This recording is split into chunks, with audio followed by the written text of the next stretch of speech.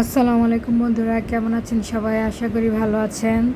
দেখুন, আপনাদের সাথে আজকে কি শেয়ার করতে চলে আসলাম। মিষ্টি কুমড়ার ডোগা রান্না করব। দেখুন, বড় তেলাপিয়া মাছ দিয়ে। দেখুন, আমি মশলাগুলো দিয়ে দিছি, তেল ছাড়া রান্না করব। এটি হচ্ছে দেশি টমেটো, যেটিগুলোকে বলে আর কি গুঁড়া, ছোট ছোট। দেখুন, এগুলো দিয়ে আমি টক রান্না করব। দেখুন, মাছগুলো আমার কষানো হয়ে গেছে।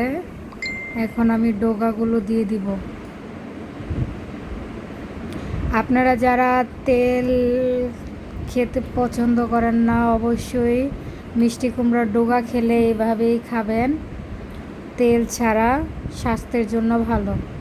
আর এখন তো অনেক গরম পড়েছে, তার জন্য দেখুন আমি টমেটো দিয়ে পুঁটি মাছ দিয়ে টক রান্না করব। আমার ডোগাটা প্রায় শেষের দিক হয়ে আসছে। দেখুন, আমি এখন একটু পানি দিয়ে দিব সিদ্ধ হওয়ার জন্য আর একটু। দেখুন, টক আপনারা যতই সিদ্ধ করবেন ততই ভালো লাগবে। দেখুন, আমার ডোগা তরকারি হয়ে গেছে। এখন আমি নামাচ্ছি। দেখুন কত সুন্দর, মাশাল্লাহ, একদম টাটকা ফ্রেশ লাগছে ডোগাগুলো। অবশ্যই আমাকে কমেন্টে জানাবেন কেমন হয়েছে। আর আপনারা যদি পছন্দ করেন অবশ্যই এভাবে রান্না করে খাবেন আর আমাকে সাপোর্ট করবেন।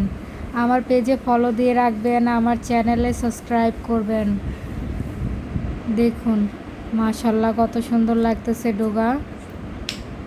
এগুলো হচ্ছে মিষ্টি কুমড়ার ডোগা। দেখুন কত সুন্দর, মাশাল্লাহ। আশা করি আপনাদের ভালো লাগবে। আমার টকটা প্রায় হয়ে আসতেছে। এখন আমি আম দিয়ে দিছি এটার মধ্যে, একটু টক টক লাগবে। গরমের মধ্যে খেতেও ভালো লাগবে, কারণ গরমের মধ্যে একটু টক খেলে আসলেই অনেক ভালো লাগে। আত্মাটা একটু ঠান্ডা হয় আর কি। আপনারা কারা টক খেতে পছন্দ করেন অবশ্যই আমাকে জানাবেন। দেখুন, পুঁটি মাছগুলো একটু বড় বড়। দেশি টমেটো দিয়ে পুঁটি মাছের টক কে কে খাবেন অবশ্যই আমাকে জানাবেন কমেন্টে। আর অবশ্যই আমার পেজে ফলো দিয়ে রাখবেন, আমার ইউটিউব চ্যানেলে সাবস্ক্রাইব